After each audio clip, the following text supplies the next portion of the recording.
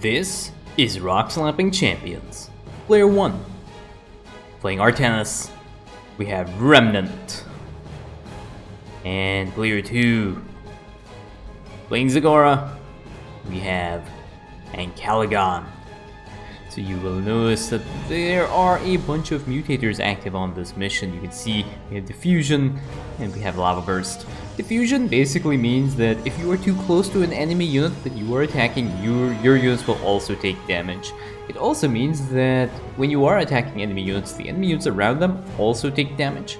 So it does make enemy units a little bit tankier because your damage is split basically among all the enemy units around a certain area. I can't remember what the radius is, but there's a certain range. So generally speaking, you don't want to be as far away from an enemy unit that you were attacking. And then finally we have Lava Burst, and Lava Bursts are kind of dangerous if you're not really paying attention to where your army is, because Lava Burst tends to favor areas where your army is going to be pathing towards or where your army is standing at the moment. So it requires a lot of awareness and it requires a lot of understanding about how these meteors work to be able to conquer. We have Zagara and we have Artanis. So Zagara again is going to be struggling a little bit because Zagara doesn't really have that many ranged units, so she'll probably want to try and focus on Banelings to be able to clear out the mission in general. Artanis has a very good choice against Diffusion. He has Dragoons, and Dragoons have the extra range upgrade as well that makes him even more effective. He's just a really good choice here for such a mutation. I'm assuming this was on the random queue and this was a brutal plus difficulty random commander selection, because I cannot see why Ancalagon would ever pick Zagara against Diffusion unless they're going for a mean build. Let's have a look at the masteries while the players do get set up. We have 15-15 into here, we have 29-1 into this. I don't know why that is selected. So we basically have a very random selection here of masteries. Usually you want to go for one or the other. And you can see here Zagara has gone for the Zagara Energy Regen, the Zergling Evasion, and the Intensified Frenzy. We have 3 Zealots already produced for Artanis, and now we have 1 Dragoon. So you are probably going to know what's going to be happening now as the first attack wave comes in to start harassing these players. We have a bunch of Banelings that are already ready and in position, and they will be ready to engage this attack wave as soon as it spawns. And yeah, this attack wave is going to take a while to get here.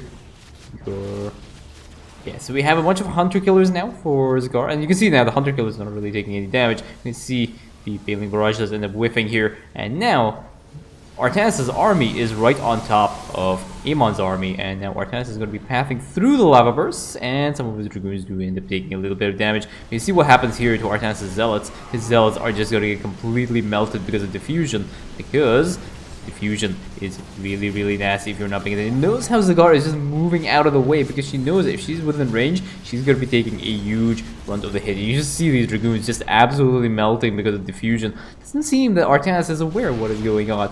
There is another Baneling Barrage here, and you see this damage output. You see how tanky these units are as well, because the Baneling Barrage ended up dealing damage to that one cannon.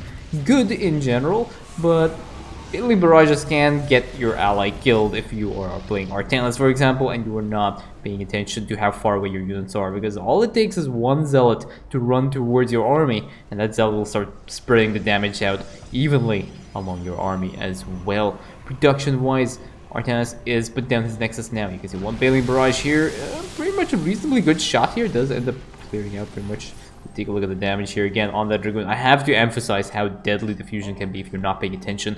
We have 3 Warp Gates for Artanis, and we have 1 Cybernetics Core, but still no Twilight Council, which is very, very interesting here. And Artanis again is going to not move his Dragoons back, and a Baneling Barrage here, and the Dragoon is pretty much sitting at 1 HP. Yeah, he's sitting at 1 HP, and yes, this guy is almost dead, hanging on by a thread, and I think he might just end up dying right now. That Diffusion is going to be really nasty, and there's a Lava Burst here as well, and the couple of Dragoons do end up getting caught out by that. One Baneling Barrage does end up hitting the Zealots, but again, Artanis just parking his Dragoons right on top of the Lava Burst and taking a lot of unnecessary damage. Zagara again is going to go and try and intercept the stack wave. Should have no problems with that. Moves out of the way to make sure that Diffusion does not end up wrecking her face. And now Artanis is basically going to try and deal with this attack wave and just see the damage output. Like, Artanis is taking a lot of damage from the Banelings as well. So Artanis is taking damage from the Zigara Banelings, and he stands into one of the lava bursts here, and now this one Dragoon as well, and this one Zealot. All his friends have died, and now we have a solar bombardment right on top of the suppression tower as soon as a couple of Dragoons have spawned as well. And those Dragoons are now instantly in the red because of the solar bombardment, because they were warped in way too close to the suppression tower. And all is not looking very good for Artanis. Zigara is just slowly poking away here, and Immortal is dealing a good amount of damage. And now there's going to be a Baneling Barrage over there to just weaken these enemy bases, because yeah, enemy units are a lot tankier because they just spread the damage out everywhere. You're usually not expecting it. Zigara poking through the lava burst. Once we go and engage this, again, this attack wave is going to be a little bit more difficult. Zigara might actually end up getting picked off right now, but she has an army of Banelings already ready. The Banelings do clear out a little bit of this, but there is another bit of the attack wave as well. Again, another Baneling Barrage does end up whiffing a little bit. Artanis has still not taken his simulators, and now he's putting down some more pylons. You only need one pylon for Artanis if you are positioning your stuff correctly, and this is clearly not properly positioned. So I do not know why Artanis wants to put down some pylons. I think maybe he wants to try and put down some static defense, but the static defenses aren't really going to help very much because, again, diffusion, bad, but static defense in general, especially Artanis' static defense, nothing is really very special about it. He has some overproduction of probes here, but I think that was very intentional so that he can instantly put up his simulators. Yeah, that was the plan. So all is good there in terms of mineral saturation. And now Zigara needs to start pushing in to this next. Here, these Banelings taking a little bit of damage from the lava burst, but now Zigara will have to push through. Whereas Transport might be taking a little bit of unnecessary damage. So we'll see how Zigara wants to engage this. So Orana taking a little bit of damage now from the photon cannon that is poking it slowly. It's slowing down Orana a little bit, but now Zigara wants to go and engage this attack wave that's coming up. So going to send their Banelings in, clear out the attack wave, and now use your Baneling Barrage, where you can just see the effect of diffusion there. These units are so tanky. Now there are a bunch of storms as well from the High Templar, just way more than happy to storm your face. Orana is taking a little bit more damage, lost about 500 HP. Artanis has put down, as expected, static defense for an attack wave that will no longer spawn, because that was the attack wave that Zigara dealt with, so the static defense is not really going to be doing anything. And Artanis does not seem to be too interested in helping his ally out. Zigara will have to push through. And Artanis, what is Artanis looking at? Oh, he wants to go for the bonus objective. Of course he wants to go for the bonus objective, because why not? He's going to warp in now a bunch of units right in the middle, and the Colossus standing at the back there, just completely attacking Artanis' army. He does use a shield overcharge to keep his army alive, but as I said, diffusion is going to just melt through that shield overcharge and it is not going to do anything. He has a bunch of zealots that are attacking at melee range as well. They are doing more damage to themselves than they are to the enemy, the units that they are targeting. And now he has triggered the bonus objective, and now Artanis is going to be in huge problems, because there is going to be a lot of attack waves and there are going to be a lot of zealots, and these zealots are going to charge right on top of those dragoons, and Artanis has now realized that he is in huge trouble because he is completely flanked. And now that is going to be the end of his dragoons. His dragoons have their guardian shell, but the guardian shell is not going to last too long, and now the bonus objective is pretty much forfeit. There is one more warping of a zealot just to draw aggro. Is he actually going to get the bonus objective? That's actually going to be really fun. He does use a solar bombardment, so that actually might end up saving the bonus objective. That was kind of a clutch right there. These zealots are saved until they start to attack the cybernetics core, which means that they are going to start dealing damage to themselves as well. Now this zealot is also going to start getting eaten up, and I think Artanis might end up surviving if he stops tanking that cybernetics core. So now the zealot has already used up his guardian shell. He's warping in some more to try and take out the cybernetics core, but as a result he's killing off his own units. So I don't know what Artanis is thinking right now, but okay, sure. Zigara getting harassed by the suppression tower right now. It has a bunch of Zerglings here. The Zerglings are doing okay in terms of this. I don't know whether they are able to evade. Are they able to evade? I don't think the Zergling evasion applies to the. I don't think they apply to the diffusion. I think they can evade certain mutators. I think blizzard damage from blizzard, I think they can evade that. We'll get the mini-map back up. Let's switch over to Zagar's view as well, because I think it'll be a little bit easier. But yeah, I think these Zerglings can evade the damage from the blizzard mutator. I don't think they can evade the fusion damage. Not sure. Do let me know in the comments if you know the answer. I don't think they can. I'm pretty sure I also have it listed on Starcraft2go.com. I just don't remember. So there's another Baneling Barrage again. Zealots jump right in the front there and end up getting eaten by the damage of the double-edged mutator combined with the Baneling Barrage. And now we have a Roach Drop with a shield overcharge. Good timing on that shield overcharge, so that will keep the allied units alive for a little bit. But so far, Artanis has lost a total of 33 Zealots and 17 Dragoons as a result of not really paying attention to what mutator he's up against. And now there is another harass wave that has spawned, and there are a few Dragoons here, which is okay, but there are also a bunch of Zealots, which is slightly less okay. And Zagara has been able to clean up that harass wave, and Artanis wants to try and push it. Again, he has that one Zealot poking away at that pylon, and that Zealot is going to end up getting mauled by the damage output from double-edged. And we have also a bunch of Dragoons that are very conveniently walking right through the lava burst again. And now we have another harass wave, and again, Artanis standing way too close to the attack wave. There's no reason to stand that close to a bunch of Zealots when you have a bunch of Zealots on the front line that are also absorbing the damage. But Artanis now moving forward with his army of Dragoons. He wants to try and pick off some of these enemy units here. There are a few enemy units here that have picked off some of Zagara's rally, but that is not really too much of a problem. Zagara has enough of an army to be able to push and be aggressive here. And then we have another bunch of Dragoons here. Now he's gotten the charge and he's gotten the Whirlwind upgrade, which is, I guess, okay. But again, these Zealots are not really going to last very long, and these Dragoons in the back line as well are sometimes standing way too close to their targets, so they end up also soaking up some of the damage from the double-edged mutator. Has the range upgrade been researched? Is the question. There's a singularity charge. Is that the range upgrade? I think that is a range upgrade. I'm not sure. I cannot remember what the Dragoon upgrade is. There are two Dragoon upgrades. I can see only one upgrade has been researched here. We have the Whirlwind and the Charge on the Twilight Council. We only have the Singularity Charge. So Artanis has not researched the other upgrade, which is also really important. Both Dragoon upgrades are really important. One increases the shield regenerate and allows them to regenerate their shield in battle, which is obviously very useful. But the other one is the range upgrade for the Dragoons, which allows them to get the extra range. They look like they have the extra range here, so I guess that is okay. Yeah, so they have the extra range, I think. Do they have the extra range? I don't think they have the extra range. Yeah, they do. A little bit of a range for it there. I thought the attack damage upgrades were affecting the range as well. So, what do we have going on here?